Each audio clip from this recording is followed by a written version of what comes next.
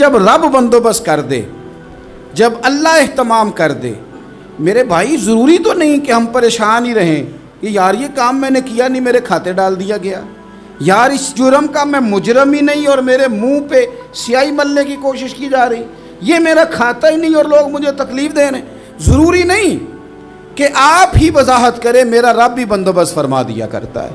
اور جو اہتمام اللہ کرتا ہے نا، جو بندوبست رب کرتا ہے، آزمائش آ جاتی ہے، بڑے بڑوں پہ آ جاتی ہے، لیکن بعض اوقات بڑی تکلیف ہوتی ہے جب اس بندے کو لوگ کٹہرے میں کھڑا کر دیں جس کا جرم ہی کوئی نہیں، اس شخص سے لوگ سوال جواب شروع کر دیں جس بیچارے کے خیال میں بھی وہ بات نہیں، پھر وہاں وضاحتیں دینا، نہ کردہ گناہوں کی وضاحتیں دینا، یہ بڑا بوجھ بنتا ہے، بڑی تکلیف ہوتی ہے، اور لوگ کرتے ہیں یہ کام۔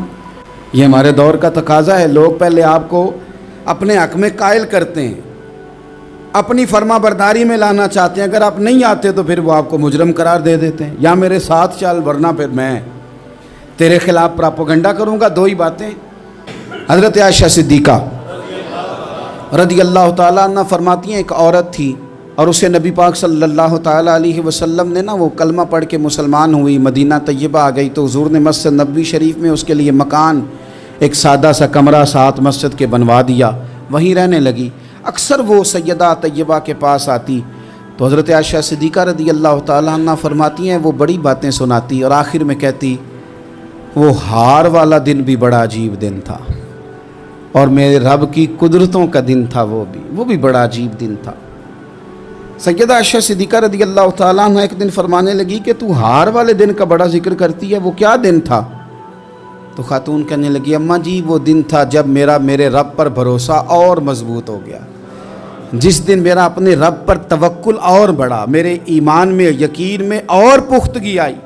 کہنے لگی میں ایک گھر کی کنیز تھی، نوکرانی تھی، اس گھر میں ایک بچی تھی جس کے پاس سونے چاندی ہیرے جواہرات کا ہار تھا۔ اس زمانے میں چمڑے کے اوپر لوگ ہیرے جواہرات لگاتے تھے، کئی دفعہ سرخ رنگ کے چمڑے پہ لگائے جاتے تھے، وہ بچی پہنتی تھی تو کہتی ہیں وہ بچی کے اس نے اتار کے رکھا یا اس سے گرا وہ ہار تو چیل اسے اٹھا کے لے گئی گوشت سمجھ کے اور میرے سامنے اٹھا کے لے گئی۔ گھر والوں نے مجھ سے پوچھا، یہ بخاری میں موجود ہے، گھر والوں نے پوچھا مجھ سے کہ وہ ہار کہاں ہے تو میں نے کہا چیل اٹھا کے لے گئی۔ گھر میں کچھ چوری ہو جائے تو سب سے پہلا الزام کس پہ لگتا ہے؟ ملازمین پہ۔ کہتے انہوں نے مجھے بڑا مارا، بڑی تکلیف تھی، حتیٰ کہ میری شرمگاہ تک کی تلاشی لی، میری عزت اتنی خراب کی میں بتا نہیں سکتی۔ میں نے اپنی زندگی میں ایک واقعہ دیکھا، ایک امیر گھر میں چوری ہو گئی، ملازم کو اتنا مارا کہ وہ چارپائی پہ پڑ گیا، پولیس والوں سے اتنی مار پروائی گئی کہ وہ بیچارہ چارپائی پہ پڑ گیا، اور پھر وہ اتنا بیمار ہوا اور کچھ دنوں کے بعد پتہ چل گیا کہ چور تو اپنا بیٹا ہے ان کا، پھر اس کا انتقال ہو گیا۔ اب وہ سیٹھ صاحب اور گھر والے آ کے مرنے والے کے کان میں معافیاں مانگ رہے ہیں، کان میں۔ تو میں نے ان سے پھر کہا تھا کہ یہ تو اب چلا گیا ہے، تمہارا زور چلتا تھا نا تو تم نے قانون خریدا اور تم نے اسے جس نہ ہو سکا تم نے اسے مار پڑوائی، تمہارے پاس جو عدالتیں تھیں تم نے وہاں کارروائی کی، اب ایک عدالت قیامت کے دن لگے گی۔ یہ کمزور تھا نا، کچھ کر نہیں سکا۔ وہ خاتون عرض کرتی ہے سیدہ عائشہ کی خدمت میں کہ مجھے بڑا مارا، مجھے تکلیف دی، میں کہہ رہی تھی کہ میرے سامنے چیل لے گئی ہے پر وہ نہیں مان رہے تھے، اماں جی انہوں نے مجھے بڑا مارا۔ حضرت عائشہ صدیقہ کہتی ہیں پھر کیا ہوا؟ کہنے لگی اماں جی جب کوئی میرا مددگار نہ رہا، مجھے تکلیف دے رہے تھے، رسوا کر رہے تھے، تو میں نے اپنے رب سے مدد چاہی، میرے رب کی طرف میں نے توجہ کی، میں نے کہا مالک اب تو ہی میرا مددگار ہے۔ کہتی ہے وہ مجھے مار رہے تھے تو وہ چیل جو ہار لے گئی تھی وہی لے کے واپس آ گئی، اور ہمارے سروں کے قریب لا کے اس نے جب اس ہار کو پھینکا، وہ مجھے چھوڑ کے سائیڈ پہ ہوئے، وہ میری بے گناہی جان گئے، لیکن آپ کو بتاؤں اس دن سے میرا اپنے رب پر یقین اور بڑھ گیا۔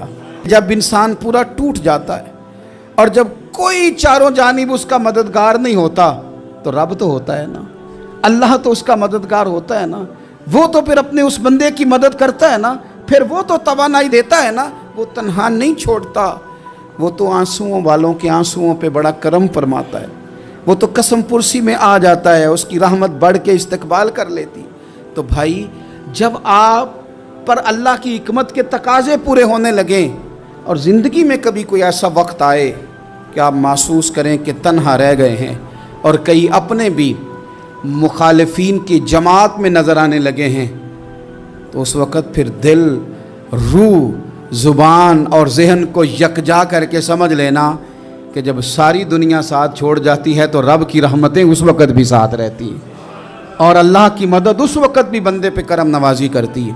حضرت عبداللہ ابن عباس فرماتے ہیں میرے نبی پاک علیہ السلام نے میری تربیت فرمائی، حضور نے میری تربیت فرمائی، اور محبوب پاک علیہ السلام نے فرمایا عبداللہ یاد رکھنا، یہ نوجوان دوست میری بات لکھ لیں، پریشان لوگ میری بات لکھ لیں، جن کے پاس قوت فیصلہ نہیں وہ اس بات کو لکھ لیں۔ حضرت عبداللہ ابن عباس فرماتے ہیں میرے نبی پاک علیہ السلام نے مجھ سے فرمایا تھا عبداللہ سن، اگر ساری دنیا مل کے تیرا کوئی نفع کرنا چاہے کر نہیں سکتی جب تک میرے رب کی رضا نہ ہو، اور فرمایا ساری دنیا مل کے تیرا کچھ بگاڑنا چاہے تو عبداللہ بگاڑ نہیں سکتی جب تک رب کریم کی حکمت کا تقاضا نہ ہو۔ لوگوں سے ڈرنا، لوگوں کی طرف دیکھنا، ماحول دیکھ کے اپنے راہ کا تعین کرنا، ہر بندے کے خیالات کے مطابق ڈھلنے کی کوشش کرنا، فلانا نہ ناراض ہو جائے، فلانا نہ ناراض ہو جائے، وہ جس نے ہونا ہو جائے، بس رب رسول ناراض نہ ہو۔ اپنی زندگی میں اپنے مالک کو مولا جان کے، بل اللہ مولاکم، اللہ تمہارا مولا ہے، وَهُوَ خَيْرُ النَّاصِرِينَ، وہ بہترین مددگار ہے، توجہ جب بھی کریں رب کی جانب کریں۔ پھر اللہ تعالیٰ جب بندوبست فرمائے، صحیح بخاری میں حضرت جریج کا ذکر فرمایا، جریج نفل پڑھ رہے تھے، ماں نے آواز دی، وہ آ نہیں سکے، نماز میں تھے، ماں ناراض ہو گئی، اس نے ہاتھ اٹھا کے کہا اللہ یہ اتنی دیر تک مرے نہ جب تک کسی بری عورت کا منہ نہ دیکھ لے۔ کسی اور کی دعا کے لیے سند نہیں ہے کہ وہ تیرے حق میں ضرور قبول ہوگی، لیکن ماں باپ کی دعا کے لیے میرے نبی پاک نے سند بیان کی ہے۔ سید عالم صلی اللہ علیہ وسلم فرماتے ہیں جب بھی ماں باپ اولاد کے لیے ہاتھ اٹھاتے ہیں رب ضرور قبولیت کا شرف عطا کرتا ہے۔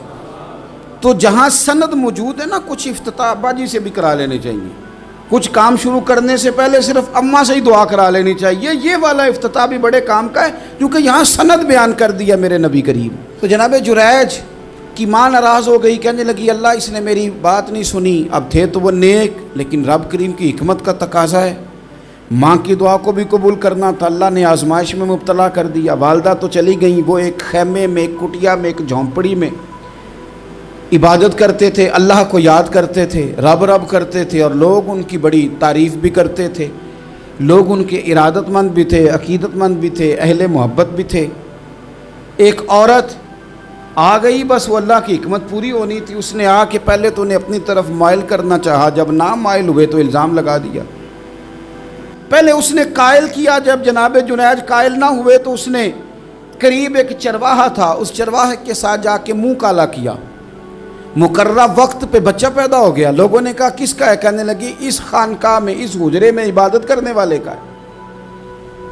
اگر کسی دیندار پر ذرا سا بھی الزام لگ جائے تو آپ یقین کریں کہ بڑے بڑے خوفناک لوگ بھی نیک ہو جاتے ہیں، جن کا اپنا سارا ماضی کالا سیاہ ہو وہ بھی اجالوں کے راہبر بن جاتے ہیں، جن کی اپنی زبانیں ساری زندگی آلودہ رہی ہوں وہ بھی بڑے بڑے اعلیٰ سچ بولنے لگتے ہیں۔ اعلیٰ کچے میرے مکان کی دیوار کیا گری، لوگوں نے تو میرے صحن میں رستے ہی بنا لیے۔ بڑے لوگ آ جاتے ہیں پھر بڑا کچھ کرتے ہیں اور بڑے بڑے خوفناک جملے کستے ہیں، بس کو نقطہ جو ہاتھ آ گیا ایسے جیسے گرنے کا انتظار کر رہے تھے۔ اب جناب لوگ اٹھے، احتجاج شروع ہو گیا، شور پڑ گیا، یہ بابا بڑا نیک بنتا تھا، نفل پڑھتا تھا، عبادتیں کرتا تھا، دیکھو اس کا حال کیا ہے کہ اس نے ناجائز بچہ پیدا کیا۔ بغیر تحقیق کے میں کہہ چکا ہوں کہ الجھے الجھے بکھرے بکھرے روز و شب دیکھے گا کون، لوگ تیرا جرم دیکھیں گے سبب دیکھے گا کون، لوگ تیرا جرم دیکھیں گے سبب کوئی غور نہیں کرتا کہ وجہ کیا تھی۔ او بھائی کچھ تو مجبوریاں رہی ہوں گی، यूं ही कोई बेवफा नहीं होता। इल्ज़ाम लगा दिया, शोर हुआ, एहतजाज हुआ, दुनिया इकट्ठी हुई, उनका उन्होंने उजरा गिरा दिया, मारा भी, पीटा भी, एक नेक आदमी को बदनाम भी किया, बुरा भला भी कहा, गालियां भी दी, जो कर सकते थे किया। अब जब सज़ा देने लगे ना तो जनाब जुरैज कहने लगे थोड़ी सी इजाज़त देते हो, मार तो तुमने देना ही है। कहा जनाब ठीक है देते हैं। उन्होंने कहा सिर्फ 2 नफल पढ़ने हैं। अब वो नफल पढ़ रहे थे तो लोग उस वक़्त भी कह रहे थे फ़राड ही कर रहा है, धोखा ही दे रहा है, चूँकि ज़हन बन गया ना, बदगुमानी आ गई। उन्होंने 2 नफल पढ़ के हाथ उठाए, कहा अल्लाह जाना तो मैंने है, पर इस रुसवाई के साथ जनाजे तक नहीं ख़राब हो जाते, कब्रें तक नहीं लोग बदनाम कर देते। कहा अल्लाह जाना तो है, फिर इस रुसवाई के साथ तो मेरी मदद फरमा। अब तो मेरा केस तेरी ही अदालत में है, तू रहमत का दरवाज़ा खोल। हाथ उठाए, दुआ मांगी, नफल पढ़े, पूरे मजमे पे नज़र दौड़ाई, कोई नहीं था सपोर्ट करने वाला। कल तक जो कहते थे ना तेरे लिए जिएंगे, तेरे लिए मरेंगे, सारी उम्र ही आटा गुद्दा है, लखा कीते नहीं पेड़े। अब वक़्त आया ही ते मोहम्मद बख्शा कोई नहीं हो बैठा नेड़े। एक बंदा भी नहीं था, वोटर सपोर्टर साथ देने वाला कोई नहीं था। तो जनाब जुनैज बच्चे की तरफ इशारा करके कहने लगे कोई नहीं बोल रहा, तू ही बोल के बता दे तेरा बाप कौन है, तू ही बोल के बता दे कौन है। अल्लाहु अकबर।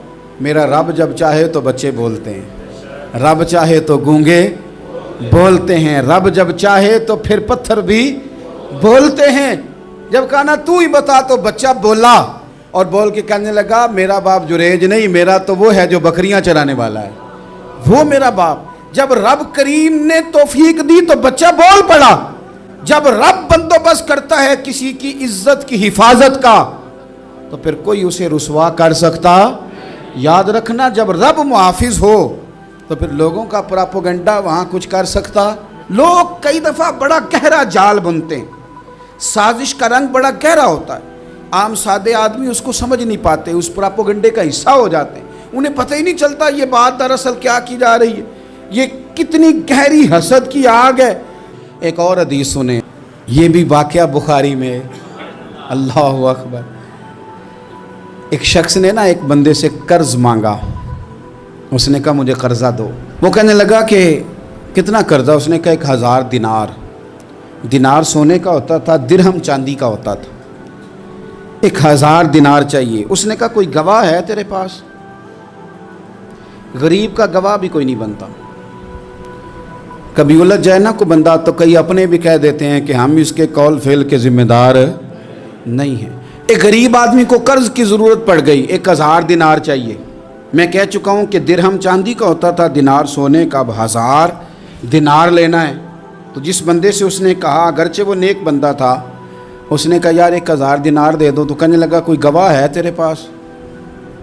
वो कहने लगा गरीबों का गवाह कौन होता है? हाँ एक गवाह है। कहा कौन? का मेरा रब, वो तेरे और मेरे बीच गवाह है। उसने कहा कोई कफील, अगर तू पैसे ना दे सके तो वो बाद में दे दे, या तुझे कुछ हो जाए तो वो दे दे। उसने कहा कफील भी मेरा अल्लाह ही है, मेरे पास अगर है तो रब करीम का नाम है, अगर एतमाद कर सकता है तो कर ले। बंदा नेक था, उसने कहा रब के नाम पे, रब की किफ़ालत पे, अल्लाह को गवाह बना के मैं तैयार हूँ तुझे 1000 देने को। उसने 1000 दिनार दे दिया। वक्त वापसी का तय हो गया, वो चला गया पैसे लेके। उसने पूरी मेहनत की कि मैंने वक्त पे पैसे लौटाने, पूरी मेहनत भी कर ली, अल्लाह ने मदद भी कर दी, पैसे भी उस तारीख को उसे मिल गए। बाद लोगों का तो लौटाने का दिल ही नहीं ना होता। फरमाया हदीस पाक में कि तू लौटाने का इरादा कर, रब तेरी मदद भी फरमाएगा। लेकिन यहाँ बहुत सारे लोग कहते हैं खैर है, इरादा ही नहीं। तो फिर जिस तरह का बंदे का गुमान हो, रब भी उसी तरह का मामला फरमाता है।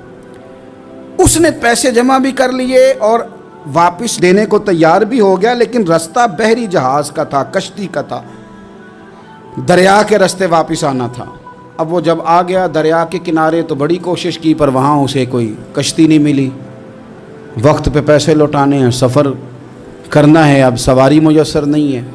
सोच सोच के परेशान था कि मैंने तो अल्लाह के नाम पे लिए। अचानक दिल में एक तजवीज़ आई। उसने एक लकड़ी ली, लकड़ी को अंदर से खोला, 1000 दिनार उसमें भरा। बुखारी पढ़ रहा हूँ। اور ساتھ ایک خط بھی لکھا کہ یار میں پیسے پہنچانا چاہتا تھا پر مجھے کوئی چیز نہیں ملی دریا کے اس پار آنے، اللہ کے نام پر تیری طرف روانہ کر رہا ہوں۔ اور یہ کہہ کہ وہ لکڑی دریا میں رکھ دی، وہ لکڑی ڈوب گئی ہے، واپس آ گیا۔ وہ جس نے پیسے لینے تھے وہ عین مقررہ وقت پر دریا کنارے آیا، صبح سے سر شام تک اس نے انتظار کیا۔ دل ڈھلنے لگا تو دل میں خیال آ گیا کہ یار نہیں، اس نے دینا ہی نہیں، جھوٹا وعدہ کر گیا، پہنچا ہی نہیں وقت پہ۔ اب جب واپس لوٹنے لگا تو اچانک دریا میں ایک لکڑی تیرتی ہوئی دکھائی دی۔ کہنے لگا لے جاتا ہوں، شام کو روٹیاں پکانے کے کام آئے گی، ایندھن بنا کے جلا لوں گا، ہنڈیا پک جائے گی۔ لکڑی اٹھا کے جلانے کے لیے گھر لایا، گمان تھا کہ وہ نہیں آیا وعدہ کر کے، اللہ کو کفیل اور وکیل بنا کے اور گواہ بنا کے پھر بھی نہیں آیا۔ لکڑی لے کے گھر گیا، بخاری ہے، اور جب اس کو چیرا نہ کہ میں اس کی آگ جلاؤں گا، کھولا تو اندر سے 1000 دینار بھی نکل آیا، خط بھی نکل آیا۔ اب ذرا سمجھنا، اس کے دل میں بات کس نے ڈالی کہ تو لکڑی میں پیسے ڈال دے؟ اللہ نے۔ اس بندے کو مقررہ وقت پہ کنارے بھیجا کس نے؟ لکڑی صرف اسی کے ہاتھ آئی تو یہ بندوبست کیا کس نے؟ اللہ نے۔ گھر جا کے چیری تو پیسے بحفاظت اس تک پہنچائے کس نے؟ تو پھر ہمیں بھی توجہ اللہ کی جانب ہی کرنی چاہیے، ہمارے پہ دل کی توجہ رب کی طرف ہی ہونی چاہیے نا، ہمیں ادھر ادھر جانے کی، دیکھنے کی، بندوں پر غور کرنے کی ضرورت کیا ہے؟ وہ پیسے پہنچ گئے، یہ وہاں اپنی جگہ پہ پریشان تھا، اس نے 1000 دینار اور جمع کیا۔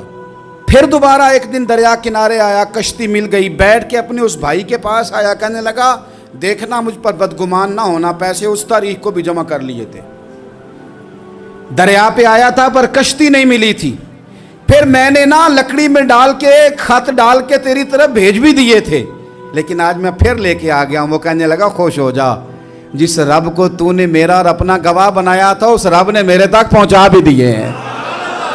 جب لوگ اللہ کو گواہ بناتے ہیں، رب کی جانب اپنی توجہ کرتے ہیں، اپنی چاہتوں، خواہشات اور اپنی ساری چٹھیاں اپنے رب کریم کی رحمت کی طرف روانہ کرتے ہیں، پھر اللہ اپنے بندوں کو مایوس نہیں کرتا۔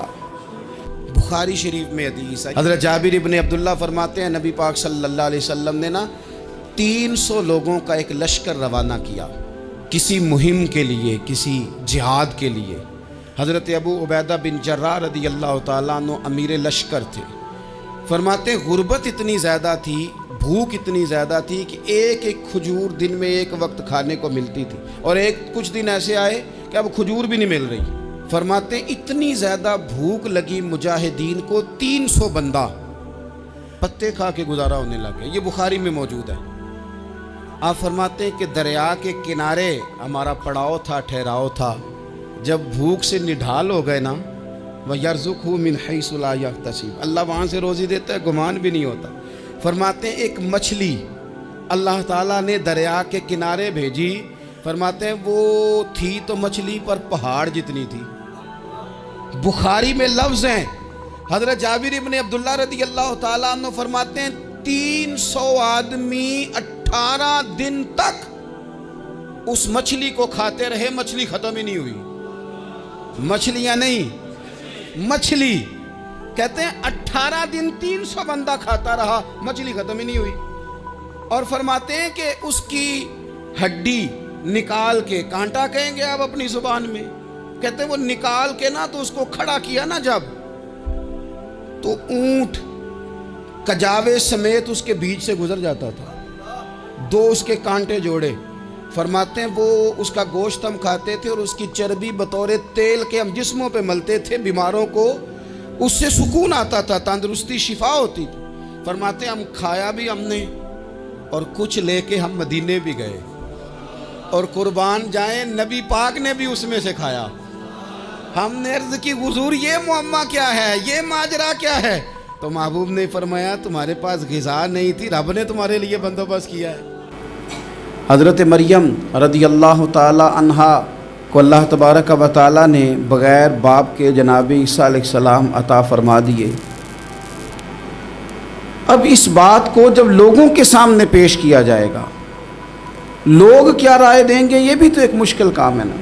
وہ خاتون، وہ پاک باز عورت جس نے اپنی زندگی کے سارے اوقات ہی اللہ کے گھر مسجد میں گزارے، جس کی ماں پاک ہے، باپ پاک ہے، خاندان پاک ہے، اس خاتون کو بغیر باپ کے جب گود میں بچہ لے کے لوگوں کے سامنے جانا ہے تو کن رویوں کا سامنا کرنا ہے، یہ آپ سمجھ سکتے ہیں۔ کسی شاعر نے کہا تھا کہ الجھے الجھے بکھرے بکھرے روز و شب دیکھے گا کون، لوگ تیرا جرم دیکھیں گے سبب دیکھے گا کون۔ لوگ تو ظاہری حالات کو دیکھتے ہیں اور فیصلہ کر دیتے ہیں، سبب کیا ہوا تھا، وجہ کیا بنی تھی، تصویر کا دوسرا رخ کیا، اس پر تو غور ہی کوئی نہیں کرتا۔ اور پھر مخلوق تو فنکار ہے اس درجہ کے پل بھر میں، سنگے در کعبہ سے بھی اصنام تراشے، تم کون ہو کیا چیز ہے داغ کبابی۔ لوگوں نے تو مریم پہ بھی الزام تراشے، بڑے بڑے باعزت باوقار لوگ، اور ذرا سا کہیں کوئی نقطہ لوگوں کو نظر آتا ہے تو لوگ اس نقطے کو بہت بڑا قصہ بنا لیتے ہیں، بہت زیادہ داستان سرائی کرتے ہیں، نیک لوگوں کو بڑی تکلیف پہنچاتے ہیں۔ لیکن اگر وہ شخص سچا ہے اور اپنے رب کی بارگاہ میں وہ صاف ہے تو پھر اسے زیادہ وضاحتیں دینے کی ضرورت بھی نہیں، اور ویسے بھی جب لوگ بہت زیادہ مخالفت کر رہے ہوں تو وضاحتیں دینا کام بھی نہیں آتا، اس وقت صفائی دے کے انسان مزید الجھتا چلا جاتا ہے۔ حضرت مریم کی گود میں جناب عیسیٰ علیہ السلام تشریف لے آئے تو جناب مریم کو حکم تھا کہ آپ نے بولنا ہی نہیں، آپ نے بات ہی نہیں کرنی، آپ خاموش رہیں۔ وہ خاموش ہیں، بچہ پنگوڑے میں ہے، قوم کے سامنے ہے تو قوم بڑے سخت نظروں سے دیکھتی ہے، بڑے سخت جملے کہتی ہے، اور انہوں نے کہا کہ مریم یہ بچہ کہاں سے آ گیا، آپ بھی نیک، آپ کا باپ بھی نیک۔ تو جناب مریم نے کیا کہا، قرآن مجید سورہ مریم کی آیت نمبر 29 دیکھیے، فَأَشَارَتْ إِلَيْهِ، تو جناب مریم نے نا پنگوڑے کی طرف اشارہ کیا، جناب عیسیٰ کی طرف اشارہ کیا، توجہ ادھر کی، فَأَشَارَتْ إِلَيْهِ، بچے کی طرف اشارہ کیا، گویا اس سے پوچھ لے تو قوم کیا کہتی ہے۔ انہوں نے کہا قالوا کیف نکلم من کان فی المہد صبیا، یہ کیسے بات کرے گا، یہ تو پنگوڑے میں بچہ ہے۔ پنگوڑے میں بچے بھی کبھی بولے ہیں، وہ بولتے ہیں بھائی، پر جب رب چاہے، اور جب اللہ اپنے بندوں کو صاف کرنا چاہے، اور جب رب اپنے بندوں کی عزتوں کا محافظ بنے تو بچے پنگوڑوں میں بھی بولتے ہیں۔ جناب یوسف کے لیے بھی بولا تھا، جناب عیسیٰ بھی پنگوڑے میں بولے تھے، جناب جریج کے لیے بھی بولا تھا، بچے بولتے ہیں، لیکن کب، جب رب چاہے۔ کیسے بولے گا، یہ تو پنگوڑے میں ہے۔ لیکن جب انہوں نے دیکھا نا بچے کی جانب، آپ نے منہ سے نہیں کہا، وہاں تو حکم تھا چپ رہنا ہے، وہ خاموش تھی، پنگوڑے کی طرف اشارہ کر کے کہا اس سے پوچھ لو جو پنگوڑے میں ہے۔ تو جناب عیسیٰ پنگوڑے سے بولے اور سیدھے ہاتھ کے اشارے کر کر کے بولے، کیا کہتے ہیں، فرمانے لگے قال انی عبد اللہ۔ عیسائیوں نے کل کلاں کو کہنا تھا نا وہ اللہ کے بیٹے ہیں، تو انہیں بات ہی یہاں سے شروع کی، کہنے لگے لوگوں سنو میں اللہ کا بندہ ہوں۔ بات شروع یہاں سے کی، جو کل بات ہونی تھی آج اس کا اظہار کیا، کہنے لگے انی عبد اللہ، میں اللہ کا بندہ ہوں، آتانی الکتاب، مجھے کتاب دی گئی ہے، وجعلنی نبیّا، اور رب نے مجھے نبی بنا کے بھیجا ہے۔ 10 منٹ پہلے جناب مریم کے بارے میں رائے لوگوں کی اور تھی، اور 10 منٹ کے بعد اور تھی، 5 منٹ پہلے باتیں اور تھیں اور 5 منٹ کے بعد باتیں اور تھیں۔ جب رب بندوبست کرتا ہے کسی کی عزت کی حفاظت کا تو پھر کوئی اسے رسوا کر سکتا، یاد رکھنا، جب رب محافظ ہو تو پھر لوگوں کا پراپوگنڈا وہاں کچھ کر سکتا۔ لوگ کئی دفعہ بڑا گہرا جال بنتے ہیں، سازش کا رنگ بڑا گہرا ہوتا ہے، عام سادے آدمی اس کو سمجھ نہیں پاتے، اس پراپوگنڈے کا حصہ ہو جاتے ہیں، انہیں پتہ ہی نہیں چلتا یہ بات دراصل کیا کی جا رہی ہے۔ یہ کتنی گہری حسد کی آگ ہے جس کو لوگ بغض کے ساتھ ہوا دے رہے ہیں، اپنی عداوت کے ساتھ اس کو زیادہ جلا رہے ہیں۔ تو او سنگیو، ساری امیدیں سیٹھوں، نوابوں، دنیا داروں سے کیوں وابستہ کرتے ہو؟ ساری توجہات کا مرکز کیوں ان لوگوں کو بناتے ہو جو تمہیں دنیا میں مضبوط نظر آتے ہیں؟ اپنی توجہات کا مرکز اپنے خدا کو بنائیے، اپنے مالک کی جانب اپنی ساری خواہشات کا رخ پھیر دیجئے، اپنی توجہات اپنے رب کی جانب کر لیجئے۔ وہ اپنے بندوں پہ بڑی کرم نوازی فرماتا ہے، وہ عزتوں کا بھی محافظ ہے، وہ پریشانیوں میں کرم نوازیاں فرمانے والا ہے، وہ ساتھ دینے والا ہے، وہ اس کی رحمت قریب آ کے بندے کو سہارا دیتی ہے، وہ اپنے فضل سے اپنے بندوں کی ہر مشکل میں دستگیری فرماتا ہے۔